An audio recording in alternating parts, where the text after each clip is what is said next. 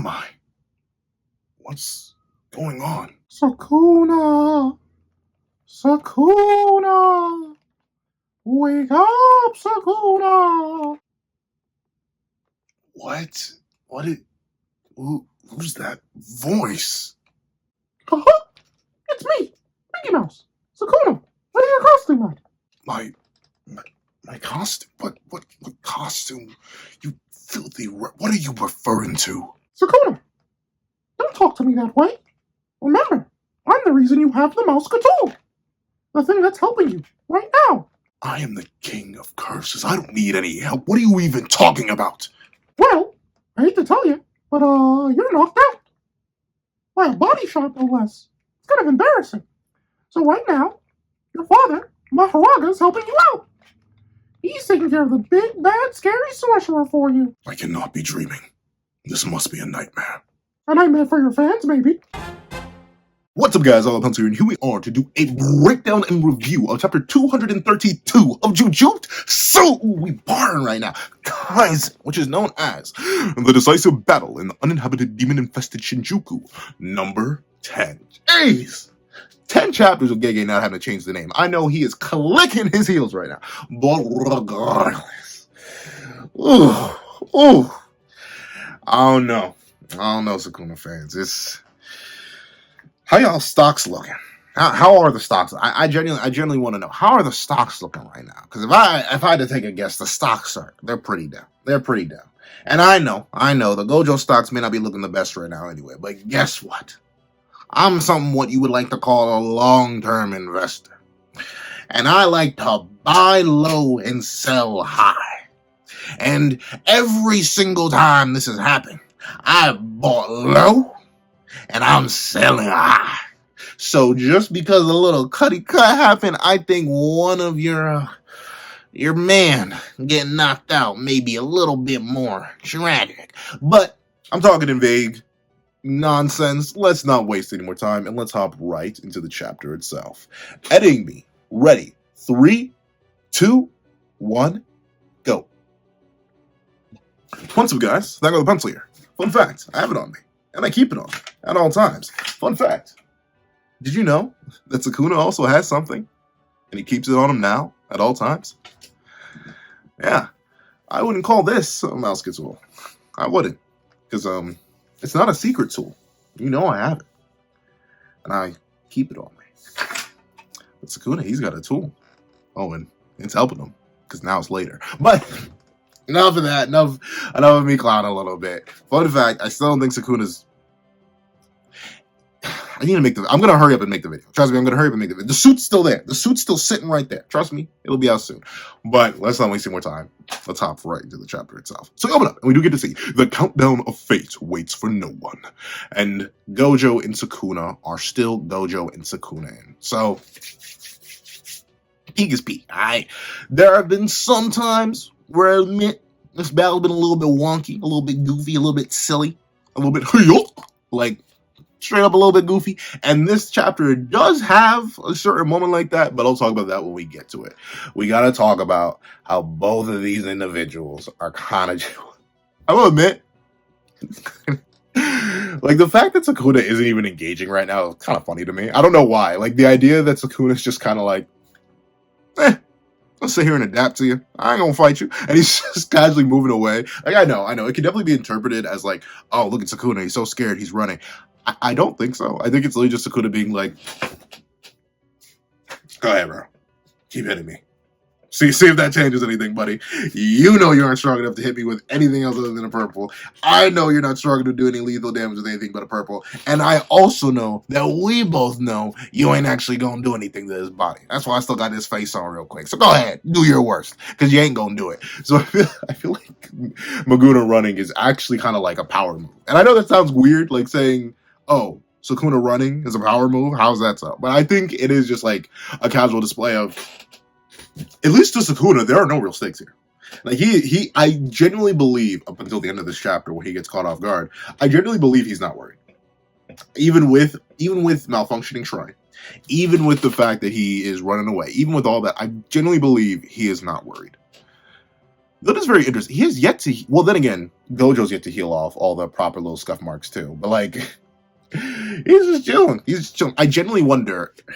I wish we could see like a cursed energy meter. Like, how much does Sukuna have left, and how much does Gojo have left? Because we know it's so infinitesimally close to zero that he could actually never run out. But like, is it really though? Like, someone give me like. I would love to. How is it? I know in like some video game, well, not some video game, literally RPGs. If you play an RPG, you know what I'm talking about. The mana meter. I just want to see it. I know both of them should technically be at like, they're probably at like 90 HP each because of the brain damage. Their brains are currently slowly working themselves back into functioning order. But like, I know they're both at 90 HP. What's their MP looking like? We got Mr. more than twice of Udis output over here with super duper efficiency. We got Mr. Six Eyes over here. What's their mana meter looking like? Let me know. But we see the wheel of fate spins again. So Sukuna is just continuously adapting. That's why he has that big old grin on his face. And we see that Yuji, like many other people before him, is sweating. He's sweating just a little bit. Just a teeny tiny bit. Just a little bit of sweat. Just a little bit of sweat. Yuji's dripping. Just a tiny bit. And Kusakabe, here, once again, I'm going to preface this. I'm going to preface it every single time. Some people have asked me, why do you preface this every single time? We know. Not all people know. And in case you're new, I, despite calling myself that guy with a pencil, am not a professional artist. I am the furthest thing from a professional mangaka. I also never plan to be a professional mangaka. That is never me. If I ever release any sort of drawing series, it is literally at my leisure. So it'll probably be like every 15 years. But I'm going to make the critique. That's not Kusakabe. That's not Kusakabe. Okay, I know you're probably being like, whoa, Mr. Pencil Man, are you Gege Akutame? And fun fact, I'm not. This battle would not be 10 chapters long if I was Gege Akutame. It'd be 20. But no. The thing is, that's just, I don't know. This does not look like Kusakabe. But then again, in my Cursed Technique ranking video, I saw Kusakabe's official picture, which is on the wiki and in that tier list, and he just looks ugly. So maybe this is Kusakabe, but something about this image just feels off to me. Maybe it's the proportion, maybe it's the eyes, something about it just doesn't look right. And this is like, I have to say, this is like the only generally like, well, other than Mei, who we'll talk about in a bit, but it's like the genuinely only off piece of art in this entire chapter. And it's so weird because it's the opening one. It's like it's the fifth panel. Fourth, not even, because this is the fifth panel. It's the fourth panel, and this is already looking kind of off. But I guess Kusakabe's not too important, right? If Gege admitted to forgetting how to draw Itadori, I wouldn't be shocked if he's just freestyling with Kusakabe. Let's see. 2 more spins and then we'll tap to Gojo's infinity. Hurry it up, Gojo. Oh, speaking of adaptation, thank y'all for explaining to me. I'm not the sharpest spoon in the kitchen shed. I'll wholeheartedly admit it. So the way Mahoraga adapts is just general. It doesn't matter if Gojo's using blue, red, purple, lime green, meridian, octagon, scarlet, violet. Like, it doesn't matter what color Gojo's using. It's just adapting to the Limitless as a whole. As the Limitless, every single application of the Limitless curse technique, from the neutral Limitless to red to blue to purple to Unlimited Void, they're all simply beasts. No, I'm kidding. But they are all simply manifestations and different refractions of the Limitless. So, thusly, it's all good. That's why everything's going to be adapted to automatically, even though the neutral Limitless is a defensive technique that shouldn't technically be able to attack Mahoraga. So that makes sense. And that also, that little kizzle, but then again, you could definitely write this off as Sukuna was redirecting the attack. Well, you know Mahoraga is already adapted to Unlimited Void. So, isn't that an extension of the Limitless? I don't think so. I think that does indirectly, based on how this scenario is going, I think that does indirectly confirm that Unlimited Void isn't the domain expansion of the Limitless. It's the domain expansion of the Six Eyes. Which is that's very interesting to know. That's a very interesting thing. Maybe I'm just tweaking. Maybe that's not it. Maybe that is just like me reach for the stars. I'm sorry, I can't sing. I was watching a Sonic Colors video. I was watching a couple Sonic Colors videos. I was watching a lot of Sonic videos recently. I'm sorry. I got onto a Sonic kick. That happens. Like, for a while, it was a Deltarune kick / Undertale kick. And then it was Legend of Zelda. But that's because Tears of the Kingdom. That one made sense. And now, it's Sonic. I don't know why. I haven't even played Frontiers yet, but now I'm on a Sonic kick. But that's interesting. The reason I say that's so interesting is because does that mean that the maximum of the strongest sorcerer could be a maximum purely based on the Limitless, or could that also be based on the Six Eyes? And what would that even mean? Like, what would that even do? Or hypothetically, also, does that mean that the Limitless could still have a domain expansion? Gojo's just never thought about it that way. I don't know. But then again, this whole argument could be kicked straight out the window if you say, well, technically, the adaptation process was taken on by Megami for Limited Void, not Sukuna. So, then again, it's the same wheel, right? Like, it's the same. I still don't get that. So the wheel is a physical thing that exists that, like, you can grab and interact with. But it was able to interact. It was like able to float above. Maybe that was just spiritual representation stuff. But essentially, Megami's soul took the hit for Unlimited Void, not Sukuna. He only got grazed by it once. And he didn't have the wheel above his head at that time. So maybe that's why. But then again, if Unlimited Void still was an extension of the Limitless, then Mahoraga should already be adapted by the principles of how I now understand Mahoraga adaptation works. But it isn't working like that. So I do think the Limitless and the Six Eyes, despite being within the same person, since they are two separate techniques, the domain expansion is based off the Six Eyes, leaving room for a Limitless domain expansion. At least in my opinion. At least that's what it seems like to me, based on my extrapolation. Tell me what you guys think down below. You guys think I'm nuts? Wouldn't be the first time y'all thought I'm nuts, so I would rock with it. But let's see. Hurry it up, Gojo. He's probably savoring it. 2, I love this. I really do love this. I haven't talked about it that much on here. I rarely talk about any of my other social media platforms. Fun fact, I do have a TikTok. That guy with the TikTok. I'm not kidding. It is literally that. You can just put that guy with the TikTok in the TikTok. But over there, I talk about this a whole lot more than I talk about it here. And I'm going to... See, this is the thing. I say I'm going to make so many videos. And I do plan to make so many videos. But there are only so many days in a week.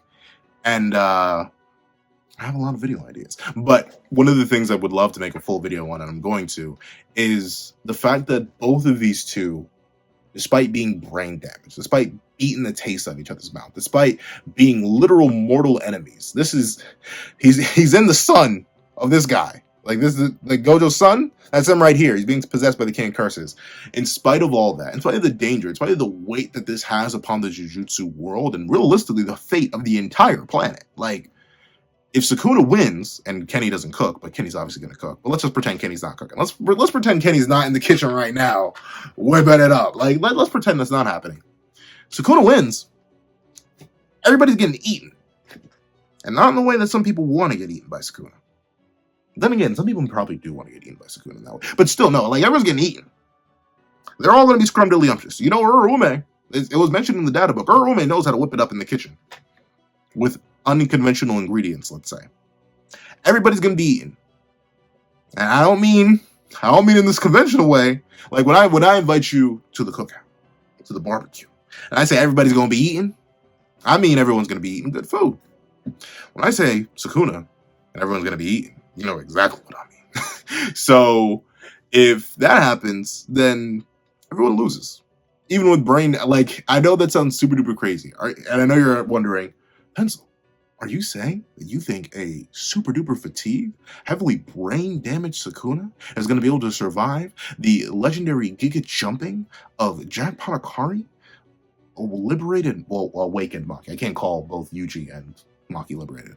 Awakened Maki with Soul Split Katana, liberated Yuji, and full power Yuta Kotsu, along with Miwa, the strongest character in the verse. And to that I say yes. None of them can beat Nue. Not a single one of them. Not a single 20-finger Nue. I'm not talking about that 15-finger. And that 15-finger that was the size of a skyscraper, give it 5 extra fingers of cursed energy. That thing's even bigger now. And they all getting washed. They all getting washed. Unless Angel slid you to the technique. If Angel slid you to the tech, then again, there's so much we got to talk about towards the end of the chapter. But hopefully Angel slid. I'm on the first page. We got to go. I'm sorry. Hurry it up, Gojo. So Gojo, he needs to hurry it up. I like the dynamic of Gojo and Sukuna enjoying the fight. There you go. That's the main point I want to get across. I ramble a lot. I'm so sorry. But we see Gojo whipping out the magic hands. Like, what? Ironically enough, what is he even looking at? Like, I mean, maybe you could argue his eyes are like slanted this way. I have no idea how this looks on camera because I can't look at the camera if I'm trying to do what I want to do. I think like he's looking down. Maybe you could argue he's looking in Sukuna's direction, and maybe he's looking at where Sukuna was, which is like right here. But at least from this perspective, based on this image, it's like Sukuna's over here, like he's at the camera, and I'm like aiming for him, or Gojo's aiming for him, but he's looking this way. Like, no, I'm glad you have a nice side profile, Gojo, but I don't need to see that. You need to look at Sukuna. But he whips out the magic hands. Oh, one thing I do want to mention. I did bring up the fact that I think Sukuna is sort of not a heavenly restriction user, obviously. Bro, it's the opposite of a heavenly restriction user in terms of how much curse energy he has. Toji and Magi wish they had as much curse energy as Sukuna has. But once again, I think he's air hopping. I think he is straight air hop. Look at this. He's not making contact with the building. He's away from the building. Unless you think that he like kicked off this siding right here. He's literally just hopping in air. The only other characters we've seen do such a thing that can't fly, not Helicopter Man, not Gojo, not Uro, or Helicopter Airplane Lady, not those four. The only other people we've seen legitimately hop off air is Toji, Maki, and 15-finger Yaguna. Is that what we call Yuji Sukuna now? See, whenever I say Sukuna, I usually refer to like original, but then again, I'll say original body. Whenever I say Sukuna, my brain immediately goes to Itadori body Sukuna. I need to make a whole video on that too. More videos after the docket. The oven's overstuffed. Like, I wish I could like pull out an oven and be like, here are all the video. The oven is literally on fire. There's too much in the oven right now. But with that being the case, those are the only four characters that we've seen, and I think that's interesting. I think it's cool that Sukuna, once again, just simply through a mastery of cursed energy, literally just gaming the system. Sukuna's the kind of player that picked one game and said he was going to be the best at it. And he just grinded hours upon hours upon hours upon hours upon hours upon hours upon hours. And he has that main team. Bro's been, it literally, I always bring it back to fighters. So excuse me on this one. He started playing fighters in season 1. He said, I'm going to go to basics. He picked the starting roster team. He got SSJ Goku, SSJ Vegeta, and I think Adult Gohan. I think that's the most basic starter team possible. Or maybe it's SSJ 2 Gohan. Whichever one. He picked that one team and he grinded infinitely. Like, he brought out every single cheat that's possible in the system. It is now season 4.5, whatever season fighters is currently in now. I think it's people call it 4.5, but that's it. He's currently in season 4.5, but he's still rocking with that same team. He's rocking with those solid fundamentals, and just due to the experience, he has extra stuff. Like, this is neat. I think he is straight air hopping here. And once again, if you think he's not air hopping, go back to chapter 115 when he's fighting Jogo. He literally sledgehammers Jogo down and then pushes off literal air to grab Jogo by the side of the head and slam him. I think Sukuna low-key got that precon. He got that heavenly perception. He may not have heavenly restriction, but he's got that heavenly perception. But we see that Gojo, with the magic hands, he wiggles his fingers, and the area starts to get torn apart.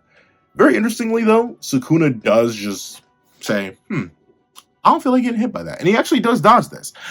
Interesting enough, like, you would think Sukuna would want to face tank something like Blue, right? Because he knows Blue's not going to do that much damage to him. Like, it's whatever. Like, okay, fine, I don't take a Blue. The only things that we've seen do genuine, real, proper damage to Sukuna in this fight, if I'm not mistaken, correct me if I'm wrong, was the opening purple that took his arm off.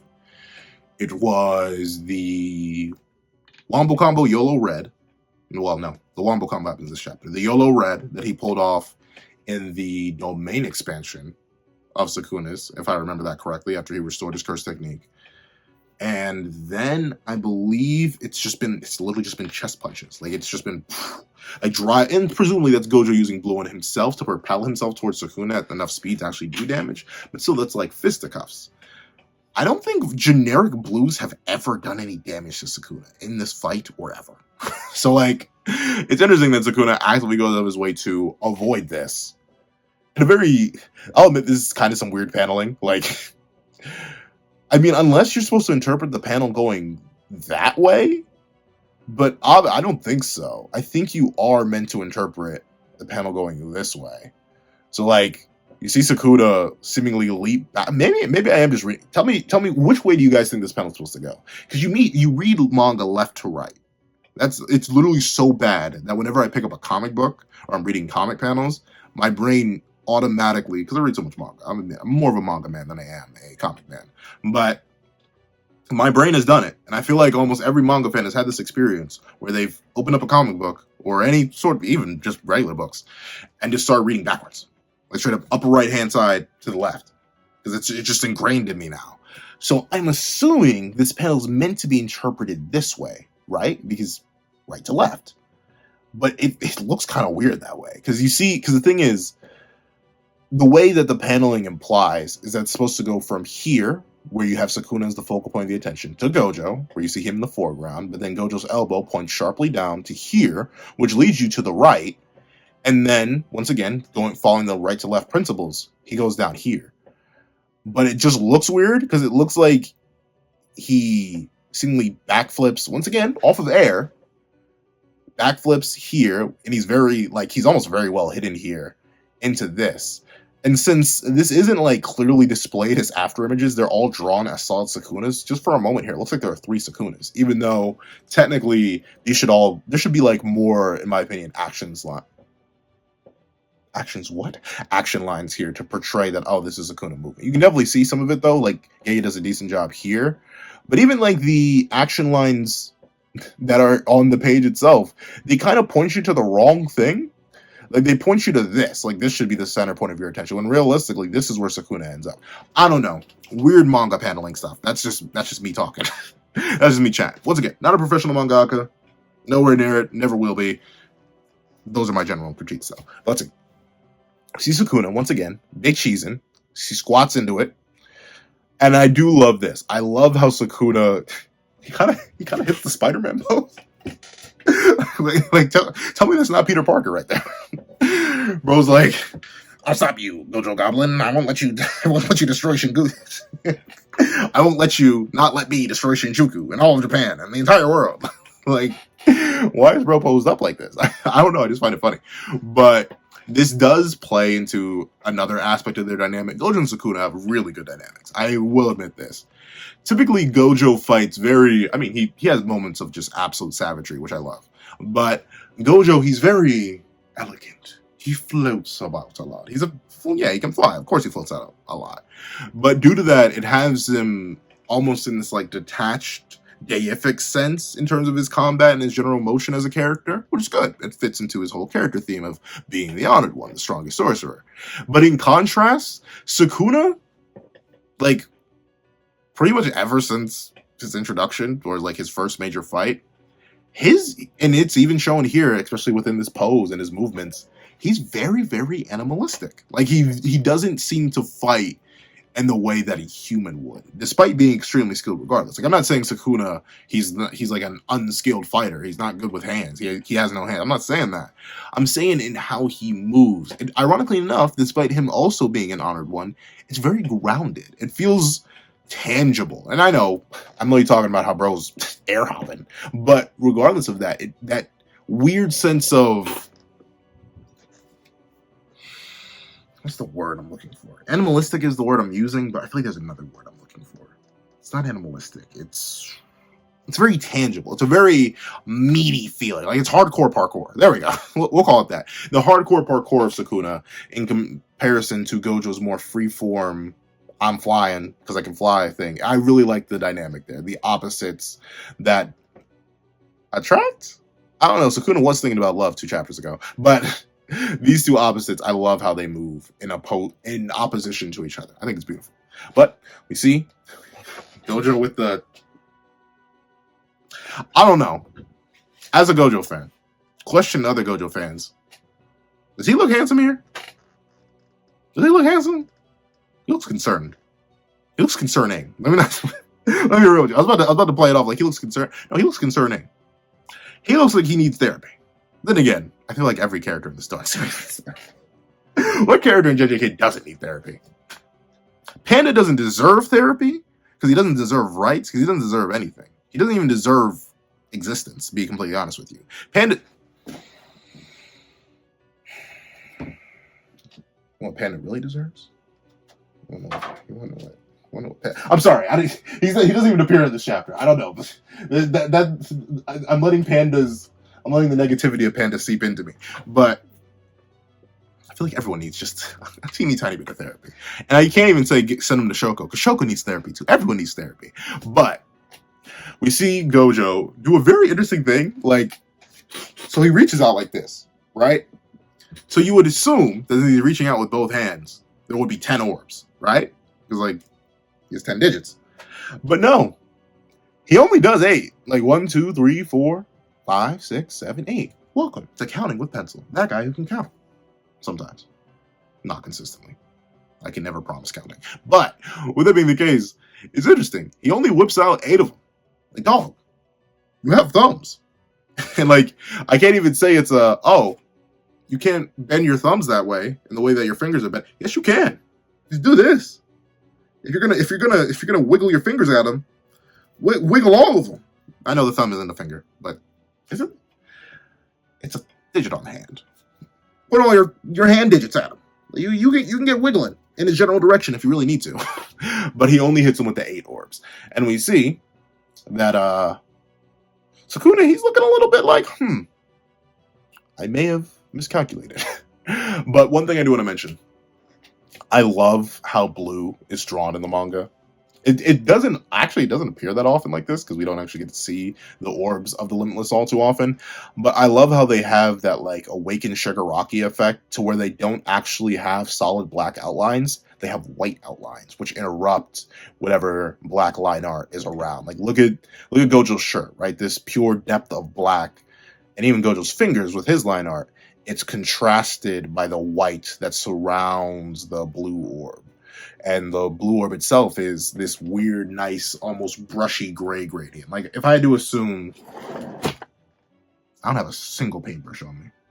Well, I got the pencil, not that I got the paintbrush. So, don't ever ask me for a paintbrush. I can give you a pencil.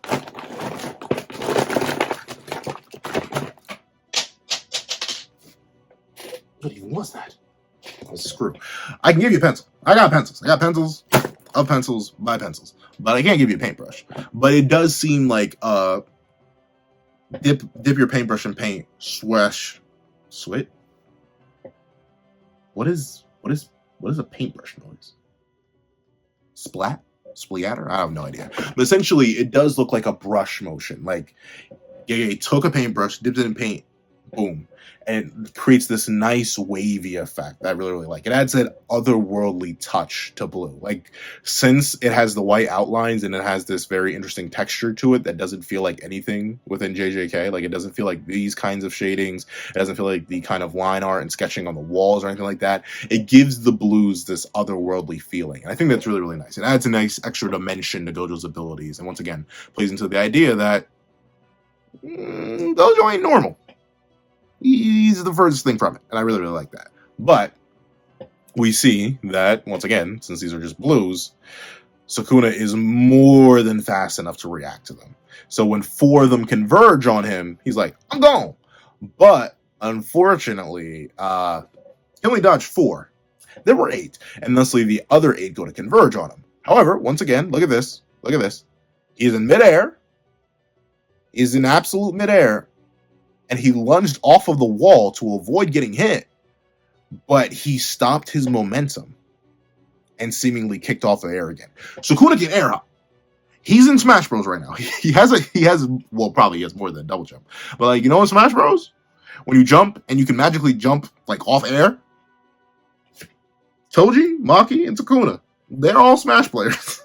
They're all Smash characters where they can just jump in air for no reason because they feel the air around them, I suppose. I think that's neat. But, of course, the blues tear towards him. And I guess, see, this is a little bit of an interaction that feels weird to me. So these have to be the blue orbs, right? Because they're tearing through. You literally see them burrow through the concrete. But we don't see what actually happens. We don't know what they impact. I guess Sukuna just dodges them because, like, after this, they don't even appear again. It's very weird. Oh, wait a minute. Ooh, wait a minute. Ooh, I was wrong. So what happens is I just got this interpretation. Fun fact, you can check out the chair. Can you stop? Please. The computer's already loud enough. I'm begging you. All right? Thank you. All right. So what I thought in the live reaction we can check out by becoming a member to the channel for as little as $3 a month or a patron for as low as $1 a month. Link below. What I thought happened here was that, all the orbs, secondary orbs just missed. And thus, I guess they just didn't happen.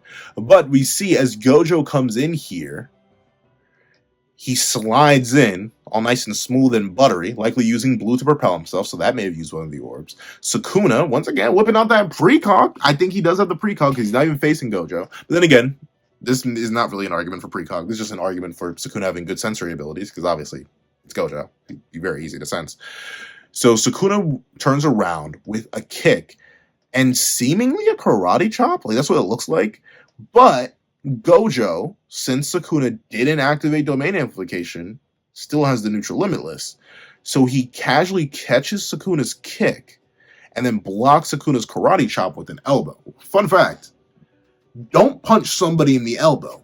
That hurts. It hurts them a lot too. I don't know. My elbows are fragile. So punch me in the elbow and we'll both be in pain.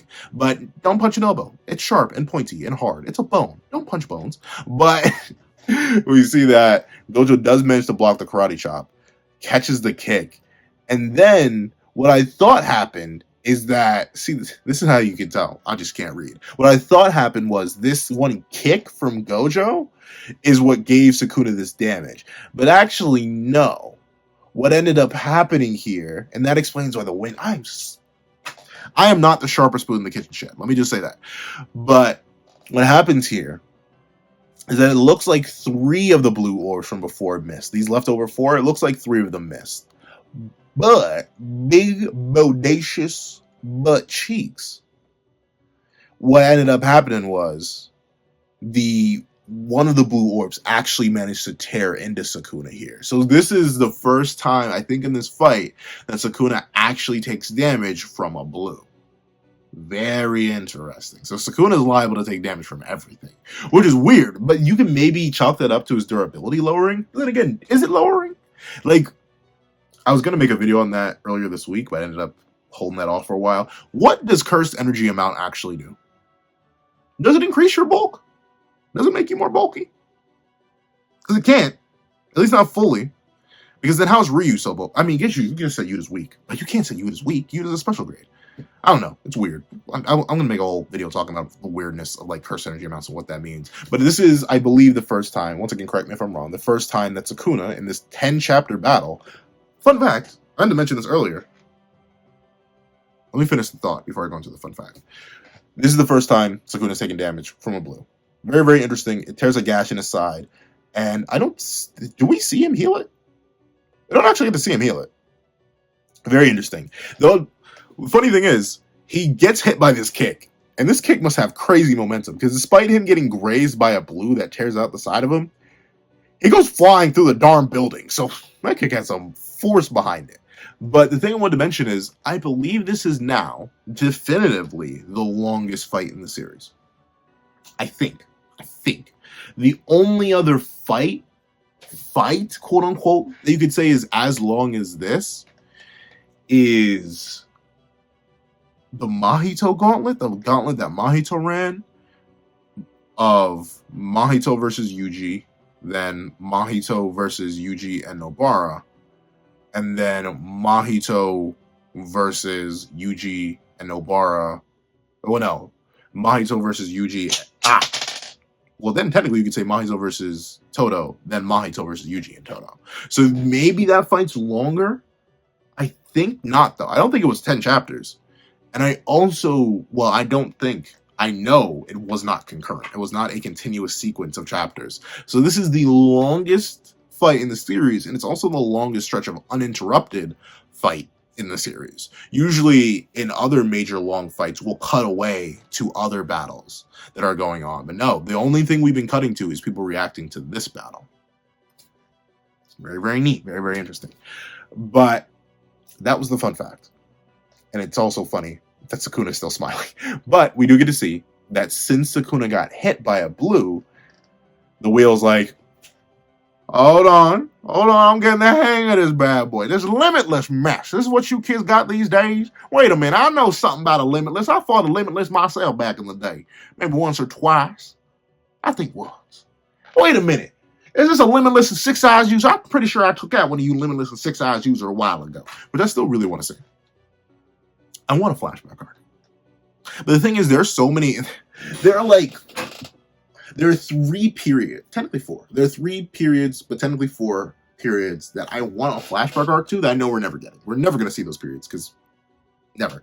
But I want a flashback to Heian era, obviously. That's the big one, where you have big names. You have Uro, you have Sukuna, you presumably have Kenjaku, and you have Tsurume, and I'm missing someone. Yorozu, there we go. We had that era.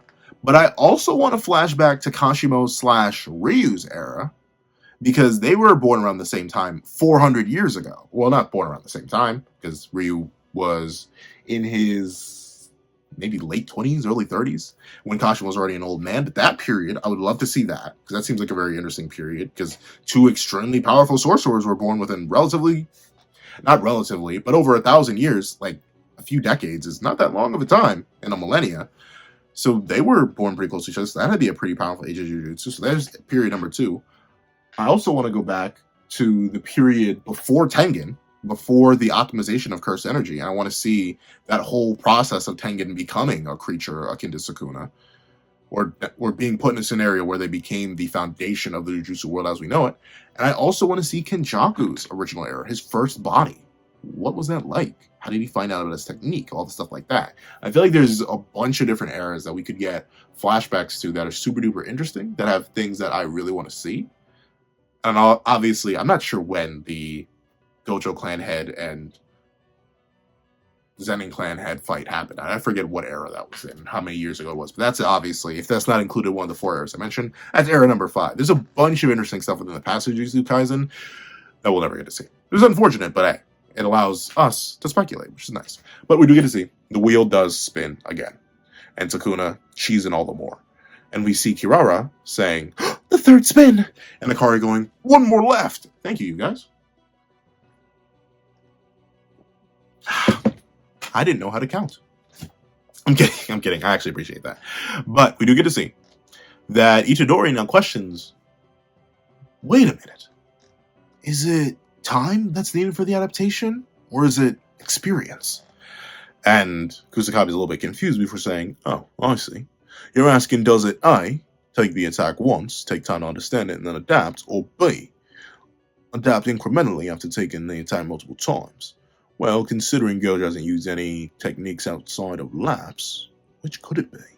And I think in this scenario specifically, it has to be B. Because, like, look, he gets hit by blue. Barely a second passes. The wheel's like, oh, got that. Like, there wasn't much time to process. I don't know. Seemingly enough, it seems like it's B. But at the same time, I can understand why they're saying it's A. Because, like, how many attacks do you need to figure it out? I don't know. But, very interesting question. Very interesting question from Yuji Itadori. But, with that being the case, Kashimo is one of my favorite lines of his in recent memory. Either option is possible. That's all there is to it. I don't know if he's so invested in the battle, though admittedly, I'll admit, the Kashimo fans have got me.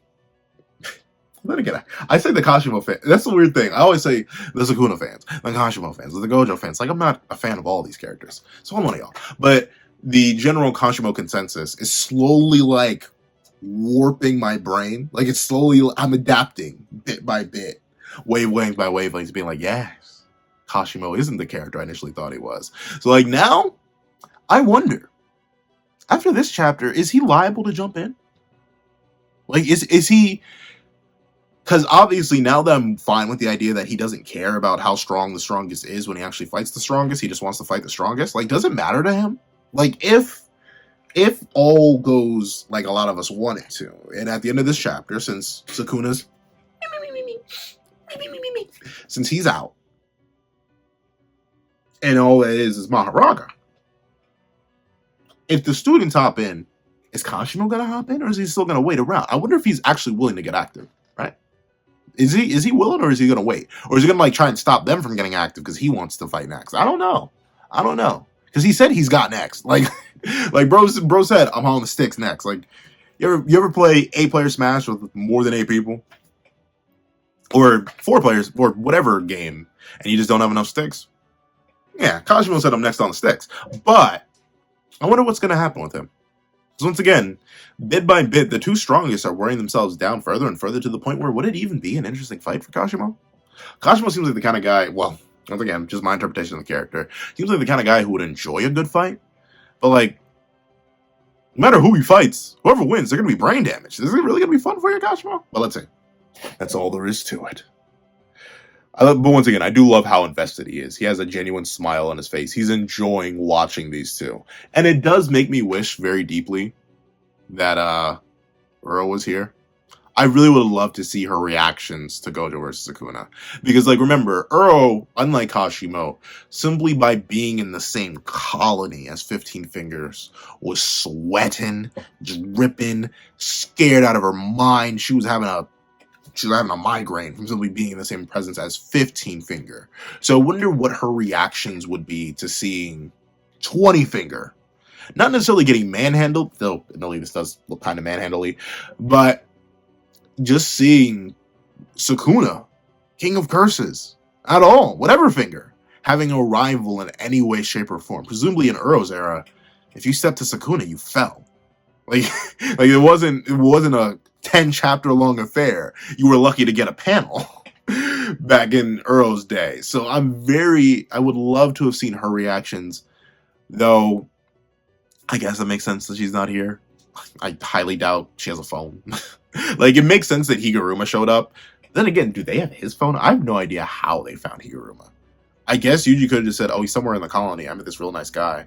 But, like, the fact that Uro's in here, especially since Ryu got, Yorozu's not here anymore, it would have been nice to see someone from... Well, I guess Ryu isn't from Sukuna's era either. But Uro, a character who actually experienced the original Sukuna and knows what it's like, it would be very interesting to have her perspective, her reactions on this battle in particular. But she's probably still chilling in Sendai, hoping for the best. I guess that's all she can do. But another feat I have to admit, why do these birds solo your favorite verse? These birds have inaccessible speed. Like, think about it. These birds have been accurately recording everything. There are 4 of them. These birds survived Malevolent Shrine. Without a scratch on them, too. They survived Unlimited Void. Without a scratch in their brains. Like, these birds are crazy. Shout out to these crows, bro. May, what you feed them? What you feed? Can you feed me the same thing? I need these kind of crow-level games. These are going crazy. Like, they're keeping up with the fight. There's never been a point where these 2 have been off-screen. They never have mentioned that up to this point. So these 4 birds... Is that 5? No, it's just 4. These 4 birds have been genuinely keeping pace with the strongest sorcerers of history in the modern day. Very impressive. Shout out to the birds. However, we do get to see that now that Gojo has Sukuna locked down in this enclosed area, he's going to start giving them that good, juicy work. And we see that Gojo, he just like me. For real. He's been conditioning. He's been like, I'm just going to keep using Ki Blast. He's every Broly player ever. He's going to be like, don't you want to approach? Don't you want to, what is wrong? What's wrong? Don't you want to approach? As they spam Ki Blast at you. Don't you want to approach? What? Oop, you scared? You're going to, you super dash 2H. And then they do, depending on where Broly is and how much bar he has, he can do 50% or he can take your character. Depends how much help you have, too. But Gojo is just conditioning right now. He's like, yeah, I've thoroughly convinced him that all I'll use is blue. With this timing, he won't be able to react. So Gojo's he's been building that narrative.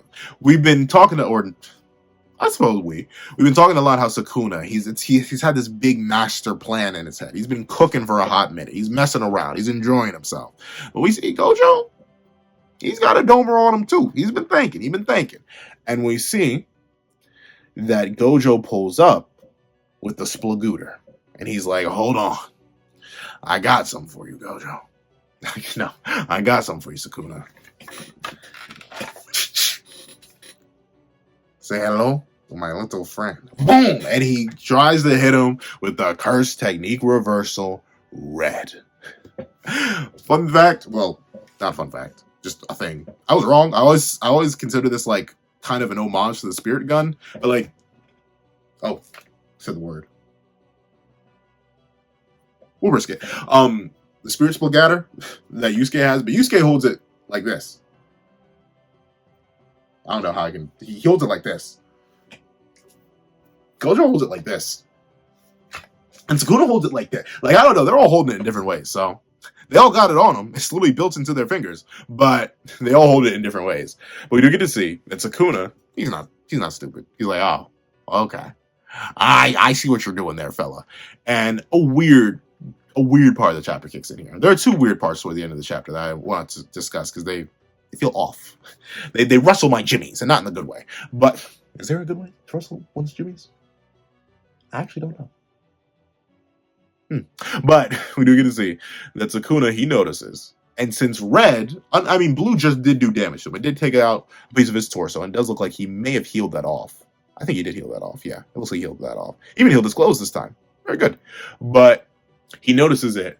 But since red is one of the few things that's actually consistently done damage to him, he decides that, okay, I'm going to forego the adaptation on this one. He turns the wheel off. He activates the main amplification, and boom! Boom! He gets smacked with red. Though, get a very interesting statement here, ladies and gentlemen. But we do get to see. Gojo fires red through the pillar.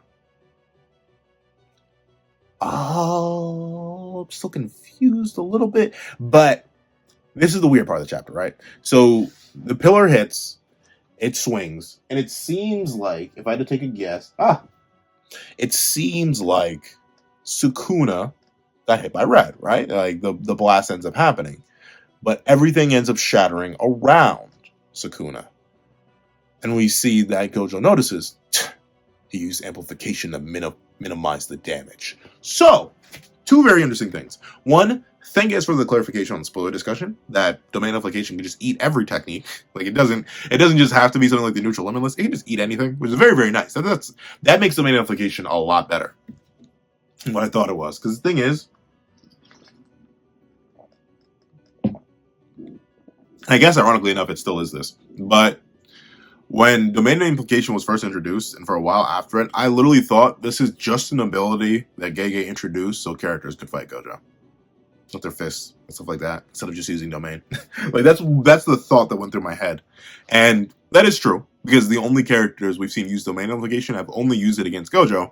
But this does imply that domain amplification can be used to neutralize the effects of all techniques, which is a lot better than simple domain. I know technically domain amplification is an evolved version of simple domain, so it makes sense that it's better. But one of my biggest issues with simple domain is, what if your opponent just hits you in the mouth? Or just throws their curse technique at you, but not as a sure hit of a domain? What's your simple domain doing then, huh, buddy?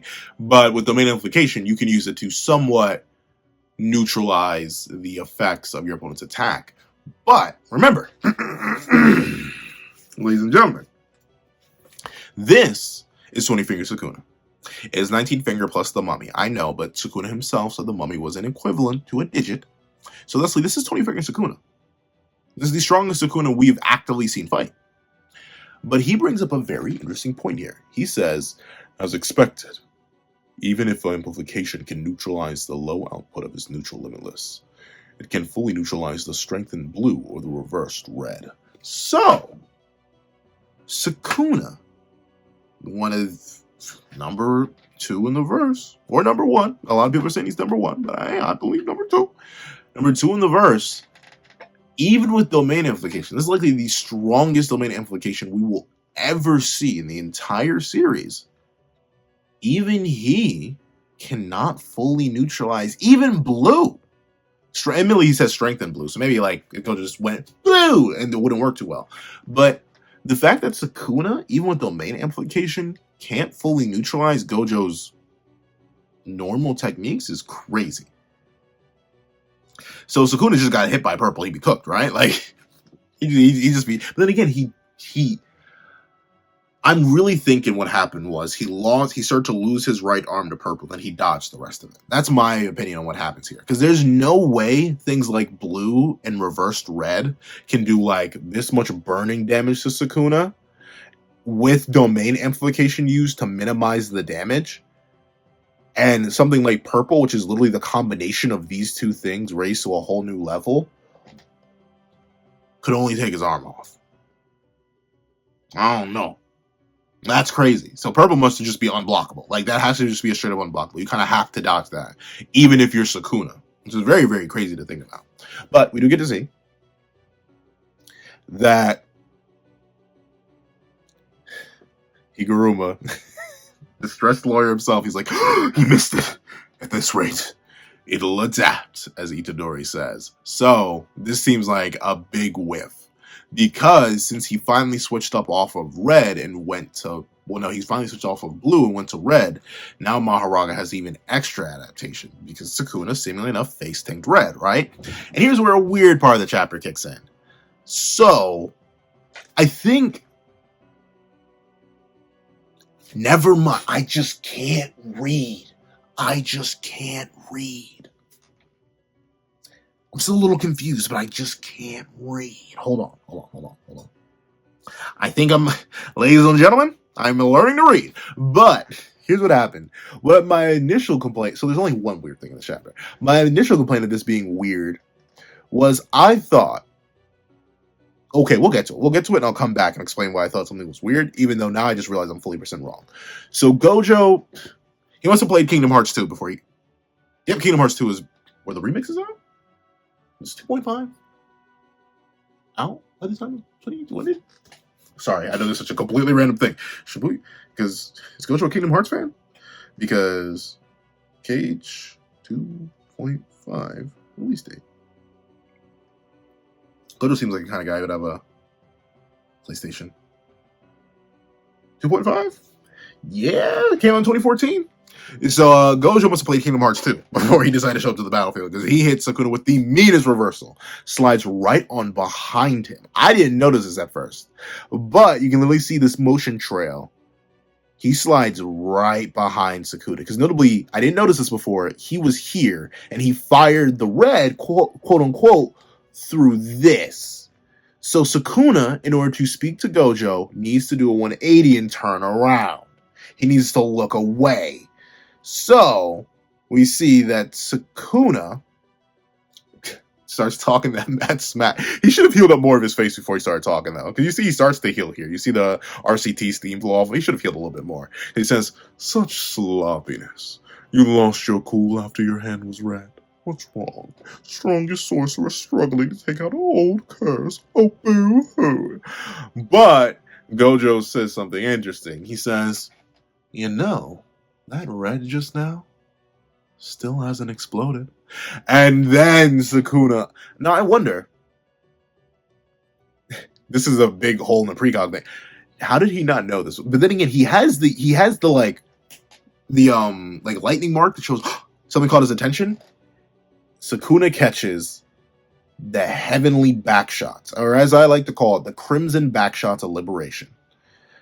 Is this part of the plan, Sukuna fans? Is this part of the plan? The heavenly backshot. But he catches the red to the back. And we see he's genuinely caught off guard. This is in his head. I don't think this was part of the plan, Sukuna fan. I don't think this is part of the plan. I can't, because I've seen the defenses for this chapter. Oh, you know, Sukuna planned everything. This is all just part of it. It's all according to Keikaku. I don't think this is according to Keikaku, y'all. He's literally shocked and caught off guard here. But we see he goes, from behind me, the building's layout. Did he plan from the start to have red strike after making a full lap around? So, this is interesting.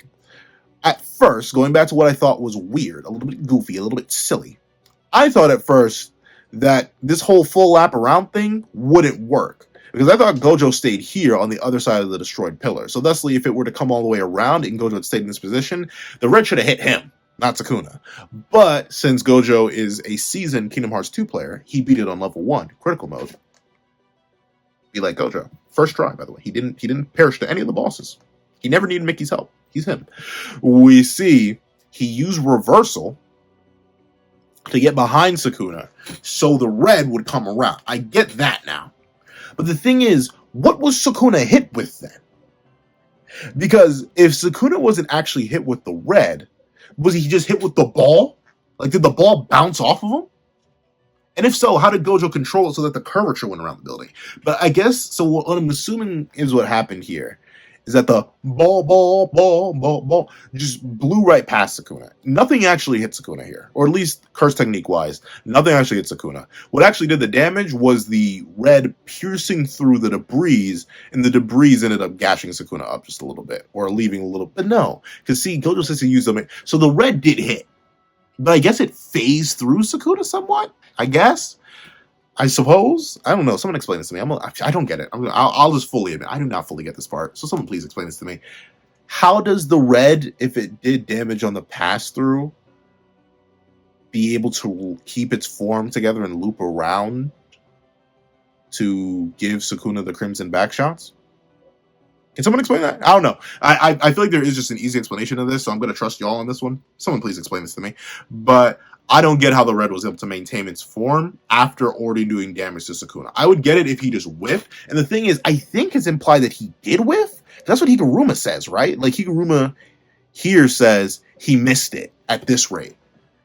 But then again, but Sukuna gets hit here. So is he just taking damage from the debris that the red whiffed through? But then again, he used domain amplification to limit the damage. So I don't know. The red hit him, but it didn't hit him. I guess you could say it grazed him. But how is this something that like took out burned his arms and burned a good chunk of his face? How is that grazing? Like, did he go like this? Domain amplification sucked up some of it to neutralize some of it, and then it went around him, bounced off him, and then went around the building. I don't know. It feels a little bit weird. Even with me understanding that Gojo played it right and used reversal to get behind Sukuna, it feels a little bit weird. Someone explain that to me. However, we know that the Crimson Backshots Liberation is not all that Sukuna was going to get tonight. Because what ends up happening, it ends up getting cooked up in the kitchen. Gojo reels back, and remember, it is true, we never got to see it, but Gojo did actually perform this before. But Gojo reels back in a mechanic we literally have not seen. I think someone did confirm it. It has been 100 chapters since we've seen this in-series mechanic. It's been 3 to 4 years since we've seen this mechanic. Black Flash. The sparks of black have decided to bless the strongest sorcerer. And that's a bit wild. That's a bit wild. Crazy that Black Flash comes back in a moment like this. And hey, I ain't complaining. Because it puts in the work. It gets to cooking. And by gets to cooking, I mean it cooks. This Black Flash is gorgeous for one. Buried straight into Sukuna's chest. Okay, but this is one thing that's weird though. Gojo had to be holding back, right? Because how's Sukuna's whole chest cavity not blown open? Because remember, Gojo presumably just through using blue on himself to amp his general fist, which I'm assuming he does here too. Doing that, he buried his fist into Sukuna's chest, and that was enough damage to make him drop domain. But you're telling me a Black Flash, which remember is not a 2.5 times multiplier, it is a 2.5 exponential multiplier. So Gojo's punch raised to the power of 2.5 only did, like, I mean, I guess it pierced Sukuna's chest, but like it didn't blow Megumi's whole torso apart. Like, I'm just saying, if Black Flash was really a 2.5 to the power multiplier, Sukuna should not be in One Piece. I don't know. Well, he maybe gets sent to One Piece. That's probably what he's dreaming about right now. Because Sukuna, the king of curses, is knocked out.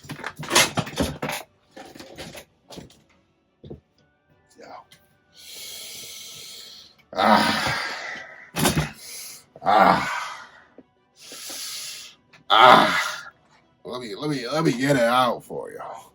Let me get it out for y'all.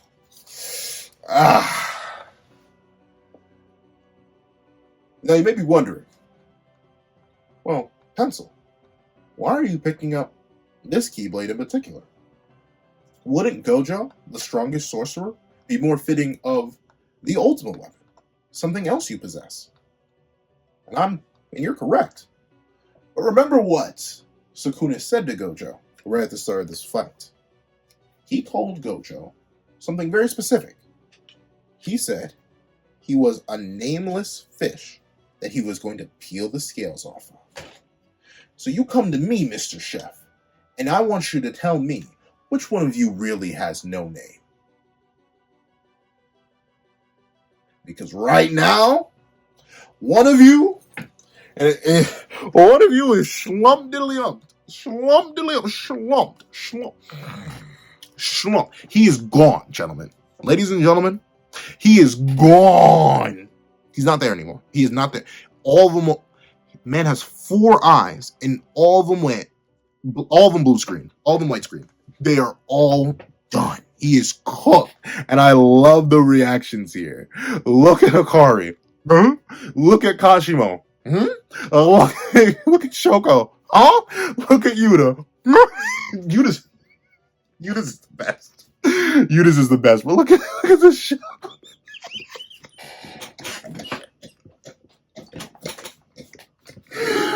Oh, Yuta's face is so good. It's gonna get me up out of here. It's gonna send me to sleep from lack of oxygen. Look at his face. Oh, I love you, Yuta. I love you, Yuta. You're gonna have to tag in soon, though. But, well, maybe not. Maybe I don't think so. But still, Yuta's face here. Because I love how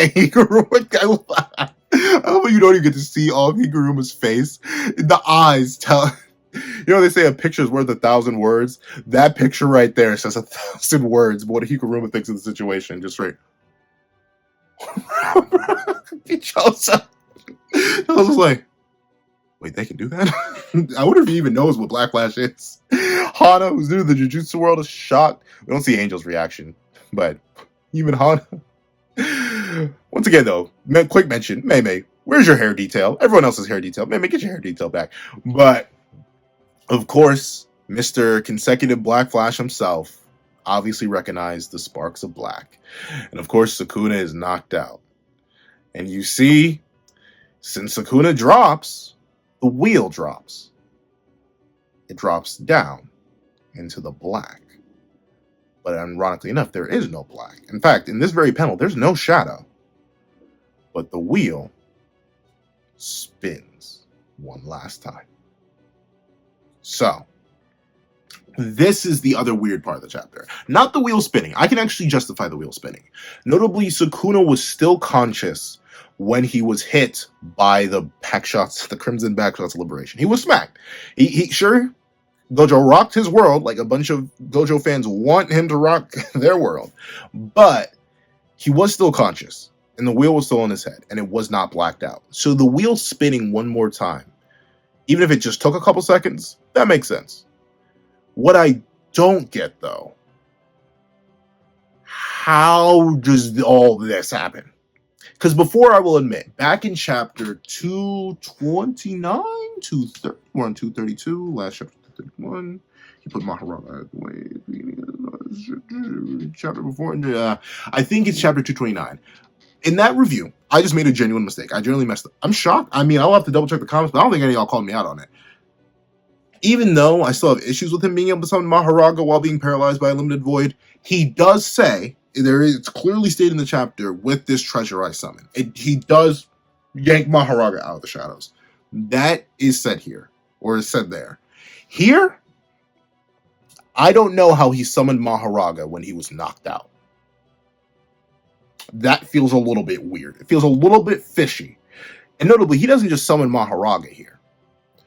He's like full on using the 10 Shadows Technique's higher properties too, because he somehow traps Gojo in the shadow here. And I specifically say he somehow traps him because, one, this is not how this works. We know unless Gojo for some reason wasn't reinforcing his feet with cursed energy, which he always should be doing because it's literally Gojo. I highly doubt any sorcerer just doesn't reinforce their feet. He shouldn't have fallen into the shadow here. And I say he falls in because look at where Mahoraga's hand is placed. Mahoraga's not holding on to Gojo here. He literally stumbles into the shadow, which is weird. Very, very weird. I don't know how that happened. That's weird. And two, Mahoraga auto-summons itself. Huh? Now, this can easily be written off, and I'm not even gonna spend too much time on it because I think it is gonna be written off like this next week. Sukuna set up a binding vow. If Sukuna, and you could definitely say that's what happened last time too, which I think a lot of people have already gone with. If Sukuna is ever incapacitated by any means, any simple means of incapacitation, whether it be paralysis through a limited void, or just a genuine knockout like he experiences this chapter, Mahoraga will be summoned. And that could explain why the wheel falls. Maybe the wheel doesn't fall because Sukuna's knocked out. Maybe the wheel falls because that's the summoning process. But then again, the wheel falls and then spins, so that's a little bit weird. I think it's a little bit hokey that without any pre-explanation or proper explanation, Mahoraga's able to be summoned with no call, no hand signs, no nothing. That does, it stinks the air up a little bit. It's not too bad. It's not too bad. It's a little bit funky, but it's not too funky. It's like how do you put this? It's not dog poo, it's dog pee. Like it doesn't. Neither of them smell good, but like one's clearly worse. You know what I'm saying? So I'll rock with it. But of course,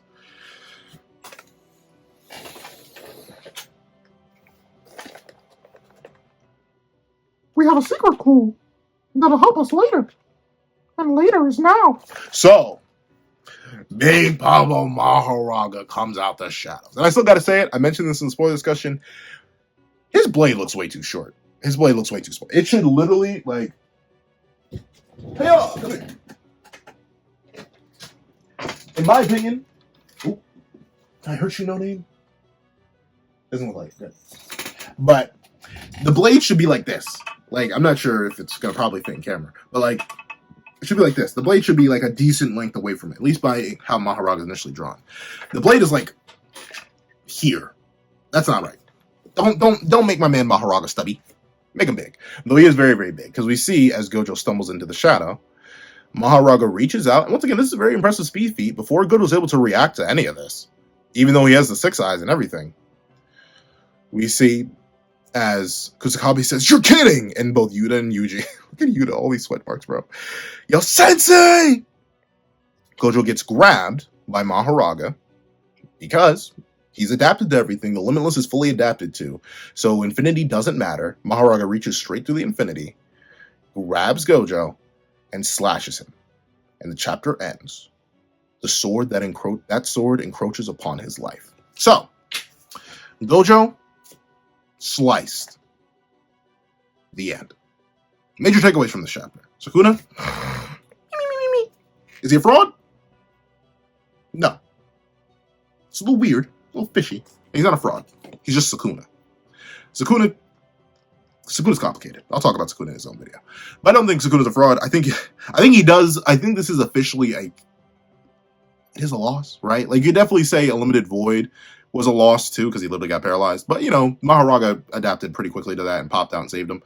But I think literally getting knocked out is a definitive L for 20-Finger Maguna. Sure, are we finally going to get Mahoraga versus Gojo next chapter? Most likely. I hope so. I hope Sukuna doesn't just wake up and we continue this all over again. But I hope we actually get... Oh, be careful. Be careful, Buster Sword. But I hope we actually get Mahoraga versus Gojo. Please. Yeah, please. Let Sukuna stay asleep. But a couple things here. Number one, I don't know where Sukuna is. He makes his last appearance in this page. And then, does he get sent into the shadow? Is he safely in the shadow realm right now? I have no idea. I literally can't see him behind Mahoraga. So maybe Gojo does have to directly fight Mahoraga and hope to execute him. Number two, Mahoraga didn't go for the head. He didn't go for the head. He slashed open. It doesn't even look like he slashed Gojo's neck. It looks like he slashed Gojo's torso. Big mistake. He should have gone for the head. This is coming from a guy who wants Gojo to win. Like, legitimately. I just think it's a genuine mistake on Mahoraga's part. He should have gone for that. Because we specifically know, Gojo, even as a teenager, mentions, oh, if you had gone for my head, you would have won. And I think this is a similar situation to... In fact, it even reminds me of it, because specifically how the slash is done. This very specifically reminds me of an event that happened very recently in the anime, where Toji thought he got a dub by slashing Gojo across the chest. But Gojo is still very much alive. He does seem caught off guard. He does seem a bit bamboozled. But Mahoraga made there are three big mistakes, really. One, letting Gojo out of the shadow. I think him being locked in there was much more of a benefit than anything else. Number two, letting go of Gojo physically. The fact that Mahoraga slashed Gojo, but then let him go, that's not good. Because if Sukuna is still out, all Gojo needs to do is teleport, gone. He can really just drop Mahoraga in the ocean. There's no reason for him to engage with Mahoraga. And we know for a fact that he can teleport across very far distances, or at least cause massive issues when he teleports. Because someone calced it. Like, that earthquake that he caused was massive. He can just teleport to the bottom of whatever trench he was at with Mahoraga, leave it there, let it get crushed by the water pressure, and leave. Unless Mahoraga adapts to the water pressure and swims. So, Mahoraga could just be teleported out right now. Gojo doesn't actually have to deal with it. He can just BFR it. Or two, he can just BFR Sukuna and take him with him. And then Mahoraga has to chase. Because if Sukuna is still knocked out, once again, there's no reason to engage, but I don't think Gojo's going to do it. I think we're finally going to see Gojo's maximum. I don't believe in the common hope for a second awakening, mainly because I don't think Gojo needs it. Because we haven't seen everything current Gojo can do. Like, the thing with the first Gojo awakening is that we saw everything Gojo could do. We saw blue. We saw neutral limitless. We saw lapse blue. Like, we saw all that. He didn't have anything else in his kit. He should have a maximum. We can still see the maximum. If we see the maximum and that doesn't work, then it may be time for a second awakening. But right now, a massive, massive W chapter. I love the dynamic of Gojo and Sukuna. I feel like I've been saying that at the end of every chapter, but it's true. I love their dynamic. I love seeing how these interactions play out, from Sukuna being oh so casual and mocking, as always, to insulting Gojo, to immediately get power played and caught off guard by, I think for the first time genuinely in this fight. Well, I mean, you could say the Unlimited Void caught him off guard too. But for the first time in this fight, seeing Sukuna with genuine shock and concern. And then, of course, the return of the Black Flash, a mechanic we haven't seen in years, literal years. I think that's beautiful. And Gojo getting to finally, hopefully, fight Mahoraga. That's what's got me really excited. I'm super interested to see how these two go to blows, especially now that Mahoraga's adapted to the Limitless. I really want to see how Gojo cooks with this, and I'm super duper excited for next week. However, those are my thoughts. Please tell me your thoughts in the comment section down below. I think the chapter's worthy, but please let me know. Thank you guys so much for watching. Please remember to like, share, comment, and subscribe, and make sure the little notification bell so you do not miss out on any videos that come to the channel. Also, I do have a Patreon down below where you can support me for as low as $1 a month, using exclusive videos, early content, and more. And also now become a member of the channel for as low as $3 a month to get the same perks and more. Some of those perks include the live reaction to this very chapter. Now, thank you guys so much for watching once again, and I hope you guys have a wonderful day. This is Dago the Pencil, writing off. I'd like to give a very big thank you to our $3 members, Recliner Plays and Red Wolf 4765. I'd like to give another very big thank you to our $5 patrons, Alex Ice Rose, Art Goon, Demix LND, Midnight Gemlord, Red Wolf 4765, and Sean. I'd like to give another very big thank you to our $10 patrons, I Demokami, Joaquin, and Ravi Uchiha. I'd like to give another gargantuan thank you to our $25 member, Alex Ice Rose.